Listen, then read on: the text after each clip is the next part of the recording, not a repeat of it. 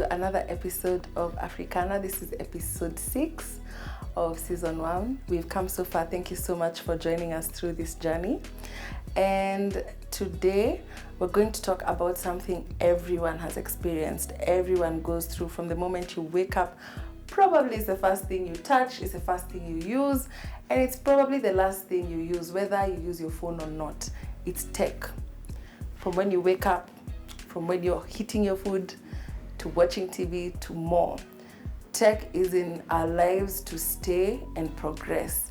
So today we're going to talk about technology from a Kenyan perspective, from a group of young Kenyan geniuses who I have the privilege to know as friends. We were in campus. These guys started their company in campus, when we were in campus. And I'll just let him do the introduction because you guys need to hear this. Karibu. Hello, thank you for having me. Welcome. So first things first, I am Antony Mwathi. I am a co-founder and currently CEO of FluidTech. So like you mentioned, our journey starts all the way in campus. Yeah. Around second year, third year, really. Yeah. Since then, we were a group of misfits, just trying to crunch a few things. Yeah. It was really just for fun, you know what I mean? Like, this looks interesting, you see something in a movie somewhere, and like, I wonder how, I could build something like that. So you go try it out, it works, throw it in the dustbin, on to the next thing, sort of experimentation sort of thing. Yeah. And then I remember what was, to me, the genesis of everything is, you remember we used to do second year projects, Yes, right? yes. So I remember we created a piece of software and we were like, it's functional. Yeah. What was the software about? What was the tech It was very simple. It's just like a POS system for managing a restaurant or something. Yeah. So built it, we're like, this is functional. It could be useful to someone somewhere, right? So we went to T-Mall. Yeah. If you're familiar with T-Mall. Yes. Just approach some random manager. They'll be like, so we have this, you have that. Well, we could. Yeah, so that's how it started. He got interested. Now this is where, again, a different facet that shaped the company became, is how to build a product. And this is where now I started learning how to build a product and build it right. Yes. So the interesting thing that happened during that time, we had built software according to how we think it should run. Yeah. Right? And the thing is, it's all about perception, right? And assumptions. Yeah. So it was faulty in a way because we are not in the restaurant business. So the assumptions are not holding true. Exactly, right? You could print a receipt, you could do this, but the core thing of a business is not really the receipt printing and whatnot, right? It's more in the stock control. It's more in a royalty of program and whatnot. So that early stages was, conversations with the manager, a few staff on how they run and do things, how restaurants work. Yeah. Got the whole tour of the kitchen, the back office, how supply checks in. Yeah. When chicken comes in from, let's say, Kenchik, this is the process, this is how we divide, this is how we come up with the menu, this is how we come up with the pricing and whatnot. So that, to me, at the time, I didn't understand, as in, why do I have to go to your... Why? Yeah. I just have a piece of software that I would think could be useful to you. Yeah. But at the time, I was missing the point of how to build a product and build it right? Yeah. And that's really where we saw potential, because we managed to have them use it. Funny story, I remember you're in campus, yeah? Yeah. So at the time, we were just two of us. Me and my co-founder is called Tom. It was very late, so it was payday. It was supposed to be payday, you know what I mean? We were broke. Let me tell you, no joke, we were broke. We didn't even have fare because we knew today is the day we are becoming rich, So the manager just disappeared out of nowhere. Yeah, just disappeared. So he was like, the Kenyan, Nakuja, I'm coming, Circles. I'm here, I'm coming, we just wait. So we're there chilling, just refining the software as we wait. We're like, we might as well use the time to make a few changes, design changes, just add value. Add value, because I mean today we're getting rich. So it's almost now clocking midnight. Yeah. We didn't have coffee then, luckily, and we're like, oh my god, this guy is not coming. This guy's not coming. And we don't stay at the time. We didn't stay close to Strat, so like we could walk. So you had to go home somehow. And we didn't want to call our parents at the time to be like, I'm stuck in Timor. Do you mind sending someone to come pick us up? Yeah. Like, let's brave the night. Yeah. Do you know we literally walked from Timor to Kile? At midnight. At midnight. Wow. And I remember at the time, security at Kenyatta Marketplace wasn't not tight. There was nothing even like security. Day, So if they're walking and you're like, I'm like, don't worry. Anybody who's crazy enough to walk at this hour is probably being, is probably another crazy person, meaning you're both scared of each other. So we're good. And he's like, we got laptops, we got our lives work inside here. I'm like, it's okay, let's go. Brave the night. So I remember we get to the bridge point. At the time the bridge was there. Yeah. And you're like, this is a bad idea. This is a bad idea. So we just only to realize you running, you're just making the situation worse because now everyone else is probably scared of why are these two people You probably running? Look like thieves. Exactly. But then we got home, short story, we got home safe and everything continued. The system was deployed. Did he eventually pay you guys? He did. Awesome. He did drop a few coins here and there. Well, we didn't become rich, but it was a start. It was the first taste of selling. Yeah. And I think that's where our story began. Because after that, we had our first sort of portfolio to start from. Yeah. And from there on, engaged with some other people at Strat. We just trying to brainstorm. We really tried. We really tried to build many products before we found what worked for us. Yes. Right? So there were very many failures for us. A few success stories, but more failures than there are success stories. Yeah. Especially at the beginning.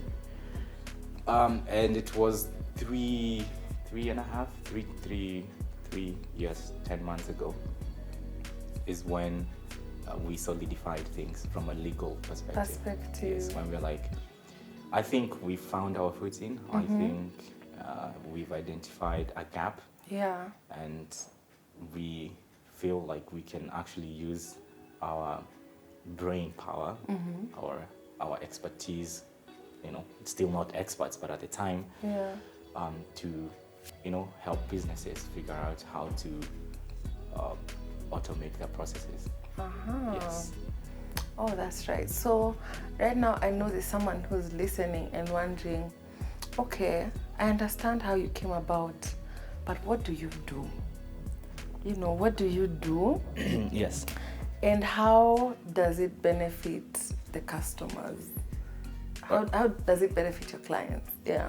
I like to say what we do outside all the market lingo is we build products. And those products are tech products. Okay. Right? So we find ways that businesses can leverage software to either reduce their cost, to either increase their profits, because it depends on how you are looking at things, or just efficiency. Right? So most businesses either trying to reduce their cost, gain more profit, or be efficient in something that they're trying to do. Yes. And let's take an example of the restaurant. Is as a manager, I want to see which suppliers I'm working with. Yes. How much current stock do I have right now? Yeah. How much sales am I making? Yeah. How many plates am I dishing out? Yeah. And out of those plates, how many grams really go into creating that? Yes. And that trickles down all the way back to stock, or trickles down all the way back to my supplier. Right? So all this can be done on paper, but then you literally need to hire a whole team to sort of run this whole ops for you. Yeah. So where we come in is we are not trying to replace the whole team. We are trying to help you get the job done faster. So in this sense, right, In the old system, assuming that they would want to work, they're not would want, so assuming that they're sourcing for your services. Yes. In the old system, if a manager wanted to know stock and know whether they need a refill, they'll have to call someone in the store to ask, hey, are there enough bananas for the banana smoothies? The person in the stall is like, okay, here there are 10 bananas, but I don't know if there's some in the kitchen. Let me ask the kitchen. Then they call the kitchen. Then the kitchen is like, okay, do you need more bananas, or are you okay with the bananas that are in the kitchen? I think ongeza tu, just add. Then the guy calls back the manager. That's like 2-3 hours of time. Exactly. What would your system do? So our system reduces that to a few seconds or a few minutes, right? Because essentially, when stock is coming in, right, it's added. I brought 10 bags of maize, right? Let's say we run an ugali shop, for instance. We make ugali for people. You know how many portions you sell in a day and how much a bag can produce in terms of portions. Yes, that's what I'm trying to say, right? So you can automatically deduct that. So you as a manager, if you want to know, or you as whomever is trying to find out that information, it's just a click away. Is how many bags do I currently have? So that shows you how much runway of portions you have in the near future. So that's where we come in, is really taking a system that helps you answer business questions faster. Awesome. And reducing that miscommunication. Because now you have one central place that you're all looking at. Yes. Right? Yes. Yeah, so someone in management can see, someone in the kitchen can see. Exactly. Someone who's doing operations can see. Awesome. Yeah, I understand. You get how yes, it that fits works. everyone into one place. Yeah. So that you're all looking at the same book, literally. Like you're all reading the same book. The same book. Yes. And you're all getting the same type of information. Yes. All right. So that brings us to the next question. In terms of software development and technology. You know, a lot of us interact with tech in a basic way. Phones, laptops, TV, smart fridges, or gadgets that help with your day-to-day life, right? Yes. But then I want to talk about the power of software development in your day-to-day life. And let's talk about from basic software development to the level that you guys are playing at. Yes. What value is there from someone who's sitting at home watching? They're trying to understand, okay, how is this valuable to me? How does it affect you? How does it affect me? Because you see, that person watching at home on Saturday, on Monday, they're the IT manager. Or on Monday, they're the CFO. Right. So it's easier for them to understand the value of what FluidTech does from their small home perspective to now a large-scale business perspective. All right. If there's one thing that cuts across most people's lives, is tech. Right? You mentioned at the beginning, when you wake up in the morning, right, the chances are you're interacting with tech as the first item. Right. And tech comes not only in a smartphone, but it could have smart lights. It could have your television is a tech product in itself. Or mood. Yes. You know, I saw something. Mood. Like have all these LED lights or whatnot. You know, all those things are tech based. Right? It's people leveraging tech to enhance experiences. Right? And to me, that is really the core of tech. It tries to augment like what we already know. Right. Let's take a very good example, WhatsApp, for instance. Right. Let's go back before WhatsApp was a thing. How did people communicate? Right. So we can go all the way back to smoke signals, right? And we've come a long way from smoke signals to a few seconds of communication. Yeah, right? Video even, yes. And now we're in the age of video. Yeah. Soon we'll be in the age of teleportation, hopefully. I hope I'm there, because it would be so cool. Yeah, it would be. Oh, yeah. I want to teleport someday. But yeah, so people interact with tech without knowing they're already interacting with tech. Right? Yeah. If you have a smartwatch that's monitoring your fitness, that's a tech product. Yeah. It's you could literally every day, calculate how many kilometers, how many steps. But you don't have to. Why? Because you have something on your wrist that's doing that for you. True. Right? And that data is good for medical reasons. Yes. Right? So you might not see the need, but for somebody who has a certain sickness, right, and they need to keep track of that, it makes all the sense to them to have, right? Yes. So tech works for people depending on what you want. In your context. In your context. It's very contextual. Yeah. Right? But the good thing is very diverse at the same time. It could work for me. If it works for me, it can work for you. Yeah. It's built for the masses. Yeah. And that's the beauty of tech. Yeah. All right. So when you're thinking about moving from brick and mortar to software, right? How would you advise the transition to be? Because a lot of people think, and this just arises from the example that you gave, a lot of people, especially because I'm in the digital marketing space, right? And we work with web developers, like when we are pitching, a lot of the clients have an underlying fear that this is replacing what I've done. Like, I've built this for 10 years. There's nothing you're going to tell me that's going to counteract these 10 years or 50 years of experience. Yes. And I feel like there's usually a barrier to penetrate when it comes to those scenarios, existing, thriving businesses. But I remember when we were having a conversation with you, you mentioned that business is good. It's good to think of your business today, but it's also good to think of the future, Exactly. So let's talk about that in terms of how do you onboard clients who are traditional in their way of working and sometimes even in how they think. Right. One thing I like to tell people, or rather when they raise that point, is it's just one word: convenience. Yeah. If there's one thing people cannot fight, it's convenience. Yeah. And in today's age, there's nothing that offers that to you as much as tech does. Right?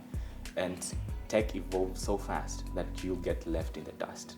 True. So I tell businesses, don't fear tech, or don't look at tech as a replacer. It's not trying to replace anything. It's just trying to help you go to the next step, to the next frontier of your business. Right? You cannot fight tech. Yeah. Right? When WhatsApp came, it's a thing, like, telcos felt the pinch because now people no longer send SMSs. Yeah, or MMS. Yes, like, MMS. You remember when you had to send a photo, you had to attach it and pay extra. Exactly, right? Yeah. You can't fight that because this is the next step of communication, and people will definitely go for the next step. Yeah. The more exciting a product is, the more humans want that particular thing. It's just who we are. Yes. We are attracted to things that are exciting, things that are new, things that are convenient. Yeah. My mood setter is convenient for me. I want to wake up and feel nice. My coffee maker starts doing its thing. Yeah. So by the time I'm showering, or it's already this there. fridge that plays the music you like. These small things that add to your experience. Exactly. So that's what tech really is. So businesses shouldn't fear that it's coming to replace me. No. What it's trying to do is to help you either reach scale better, because now tech is a scalable thing. Yeah. Right? It scales more than brick and mortar. Like you can only have one shop in one location at one time. But tech tells you can reach 1,000, 1 million people everywhere without even having to have a shop in the first place. Right. And that's true, because you see the advantage too is it saves you on cost, you know. Yes. The initial investment in creating a system might be quite handsome, but when you look at the long-term value that it provides to you, because think about it, if you're to open a store in every single major town in Nairobi, that's rent. Massive operation. You're talking about rent. Yeah. You're talking about staff. You're talking about stock management. Stock, would be crazy for right? You know, delivery, transportation. You know, there's so many mechanics that, you know. So much. Yeah. And you end up falling in that rat race that the supermarkets in Kenya have been in. And that's a very tricky place to be, because you're being paid as you pay debt. Like it's as in, yes, it's, you know, it's out at the same time. And out at the same time, as we're talking about it, Charlene, debt management. It's it becomes, you become a debt manager as opposed to an innovator. Right. You know, your job is just making sure we are here. We are good. We're good. You know. So I understand that value in terms of a saving perspective. Yes. In terms of scale, you know. And to add to that is every business person wants to grow. Right? I don't think there's any business person who says, no, I don't want to grow. Right? 1,000 is fine. We're good. You know, if you want to get to the next step, and if you check how the world is moving, the world is moving to like cloud-based, you know, to home deliveries, you know, convenience. It's a life of convenience. Yeah. Uber works because it's convenient, right? Global works because it's convenient. Right? True. I want my food brought to me. Yeah. So now, before you had to go to a restaurant, go through, and then, you know, it makes a lot of sense, because actually before, it's not even going to the restaurant first. You're in the house with, let's say, the group, like us as friends. So that time we were at your office, we decide, you say we want pizza. It's to decide what type of pizza do we want, so that we know where to go. So we decide, okay, 4 people want pizza, 1 wants a burger. Then we have to figure out what place has both and close to us. Yes. But then we only know one, each of us knows one place. Yeah. And we don't know how the place looks, what they offer. Exactly. You're guessing, you know. You don't know if it will be closed. Right? Yeah. Then you do make that decision to go to that restaurant. And you go to the restaurant and you're like, okay, this is the menu. But are there any offers? And then a lot of people feel funny asking about free things, you know. So do you guys have offers? A lot of people don't ask, because you know what? I don't want to look like I'm struggling. Yeah. They miss out on the offer. Yeah. Going through the menu, you go through your menu, you place your order, you sit down and you wait. The food comes, then you have to take a trip back home. Basically, that's 3-4 hours. You're so hungry, your hunger has gone, you know. It's just gone, depleted. And then now the Global system, or the Jumia system, right? The Uber Eats guys. Right? It's in a matter, you make that, you go on the app and it gives you categories. Like it's easy. You can order from multiple places. Oh, you wanted a burger, help. Yeah. Let's add it here. You wanted pizza. Who else wants chicken? You know what I mean? Like it's made your choice much faster. From 4 hours to 30 minutes. Like 30 minutes, yeah. And if you're really on a lucky day, if that restaurant is just down the road, they're like, it's ready, you know. Yeah. That's interesting, and that's a really good perspective to have. And maybe then what we can tell guys at home, even in your day-to-day at work, tech is there to help you. Like, tech is that guy who's been hitting on you and you've just not noticed him yet. Yes. Tech, you know. And once you do, it's very hard for you to... Game changer. Right? It's like, you don't know how you lived without it. Yeah.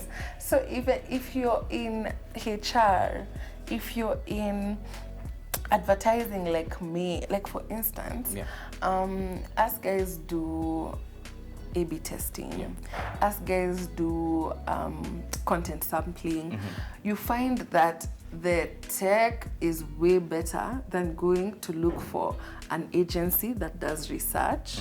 You have to pay that agency to do that research for you. And also their pool of participants is limited to their exposure, you know. Right, yeah. And I think for me, in my professional life, my tech knowledge has really put me ahead of the game. And a lot of people think you're really sharp. You know, like, people think, wow, this person is so smart. It's another level. Another level. How would you even think of?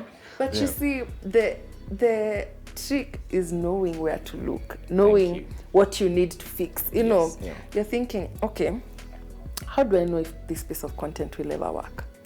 That's my challenge. Then now my job is to look for people who will examine or investigate whether these pieces of content work with this kind of audience. Yeah, exactly.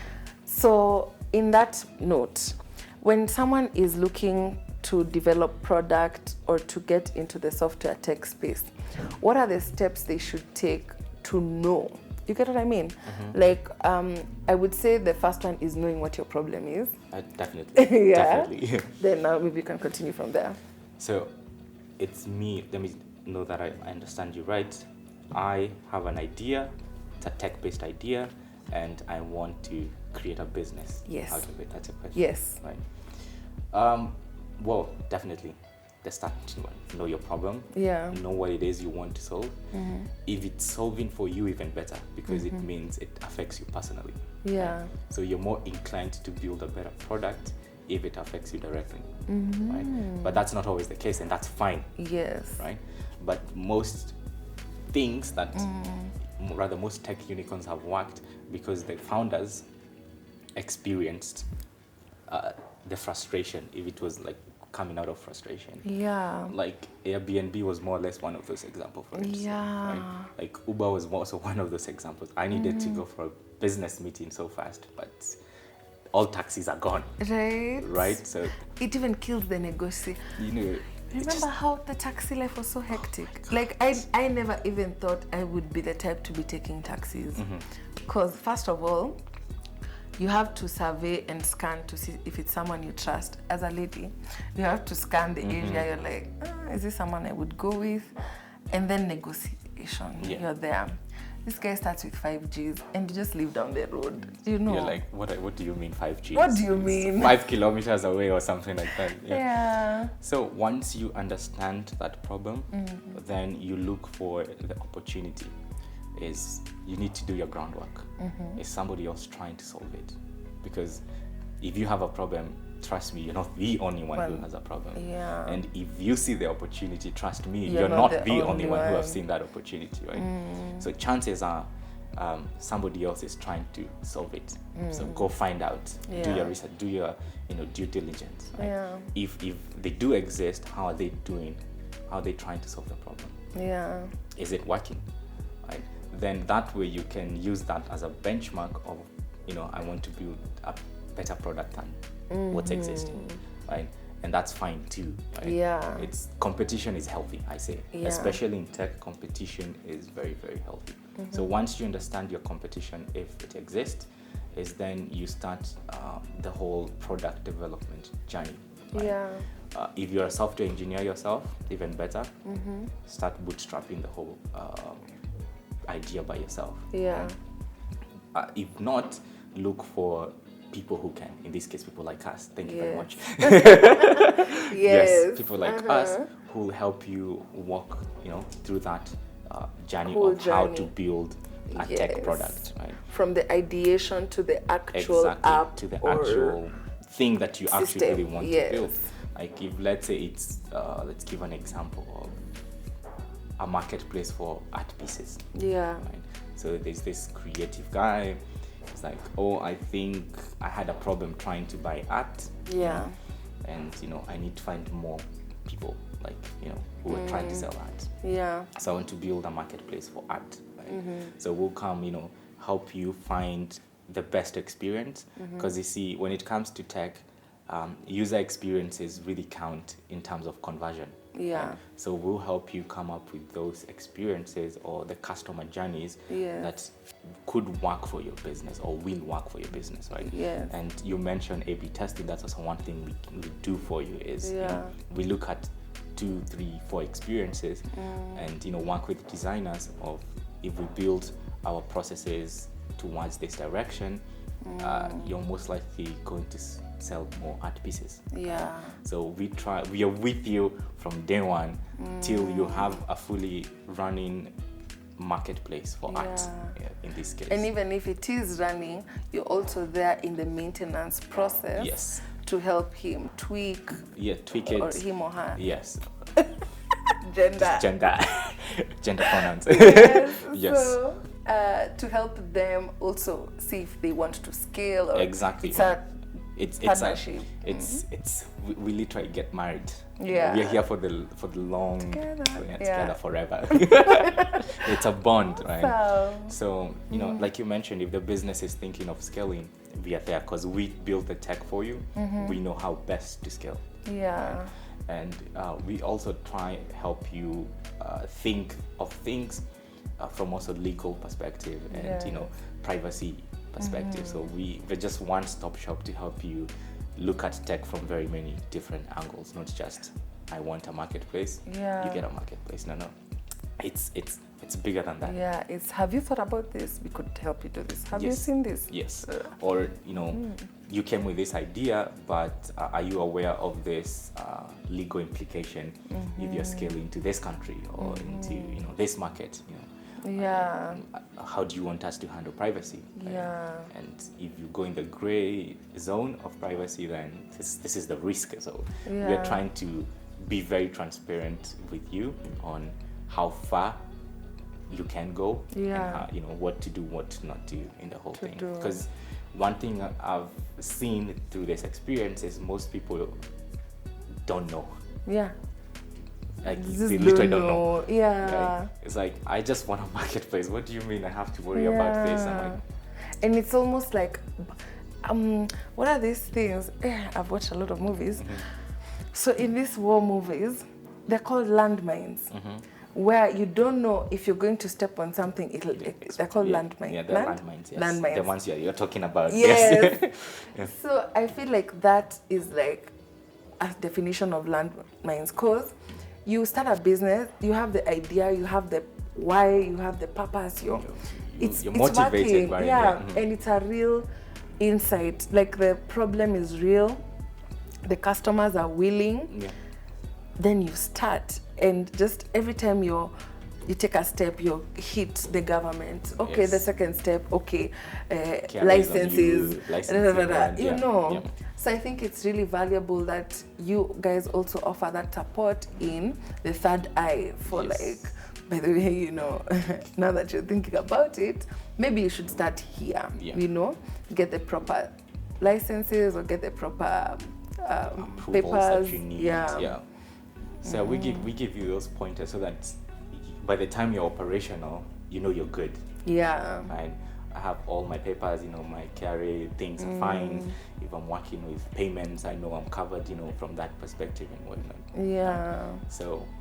All right. So I know, again, the guys who are watching are pretty industrious and ambitious people, and they're probably thinking, okay, now that I know everything I know about FluidTech, how to leverage tech, and I have this idea, especially my audience is a very innovative audience, and they're very industrial in their own perspective lives. So these people who are looking to scale their businesses, right? Someone has a shop on Instagram selling thrift clothes. Yeah. And this person needs help, and they've figured that they can come to you. Yes. How do they reach you? Well, we are very friendly people. You can reach us through our socials. Yeah. Right. We'll have them right here. Yes, we'll link them. Link them right here. And also in the description box. Yes, in the description. Yeah. You can mail us too, that's fine. But don't be scared. Even if you just want to have a casual chat. Yeah. Just to, you just want someone to listen to your idea. If it's a tech one, the better, because that's our universe. Yeah. Right? Like if you just want some sort of consultation of, is my idea viable? Or I'm thinking about this. What goes into building this? All that. Just come to our offices, which will also be there. Yes. Arrange a meeting with us. You'll be greeted very warmly. We'll walk you through the whole journey. Yeah. Help you iron out all those things for you. So yes, our socials are through our website, which is also here. Yes, FluidTech Global. .com. All right. Yeah. .com, for the website. Yeah, for the website. Yeah. Okay. Yes. Thank you so much, Antony. It feels so weird rolling out my tongue. Thanks so much, Tony, for being here. So the next video we're going to do is, you've understood what they do, how they do it, and how it applies to you. Yeah. And I know there's one thing all of you are wondering. This guy looks so young. This guy, this guy looks so young. And let me tell you something in advance, his team is young too. Like, the team is young. And the next video we're going to do together will be you guys meeting the amazing, amazing young Kenyans who are taking a leap of faith on their dreams. How do they do it? How do they interact with people from different cultures? That's what we're going to talk about on the next episode. However, thank you so much for listening. Thank you for tuning in. I know you're liking, you're commenting, you're subscribing, because it's free.